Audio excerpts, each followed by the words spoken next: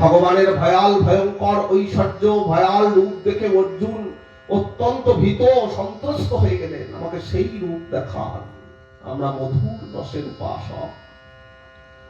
তাই গোস্বামীপাদ বলছেন এই শ্লোকটাই তোমাদের নিত্য স্মরণ করা উচিত, নিত্য মনন করা উচিত, তাহলে তোমাদের আত্মন্তিক মঙ্গল। শ্রীমদ্ ভাগবত স্মরণ হয়ে যাবে, ভগবানকে প্রত্যহ স্মরণ করা হবে।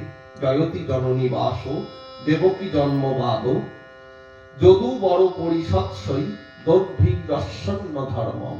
আর কি স্থির চর বৃজি লগ্নহ, তিনি স্থাবরেরও আত্মা জঙ্গমেরও আত্মা। একটু আগেই বললাম পুরুষ ও যশিত কিবা স্থাবর জঙ্গম, সর্বচিত্ত আকর্ষক সাক্ষাৎ মন্মথ মদন।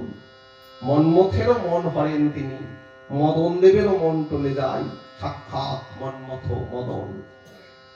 স্থিরচর বৃজি লগ্ন সুস্মিত শ্রীমুখের, সম্যরূপ দেখাও তার সেই মৃদু হাসি, সুস্মিত শ্রীমুখ, সেই মিষ্টি হাসি সহ মুখখানা দেখতে ভক্তের বড় প্রসন্নতা আসে।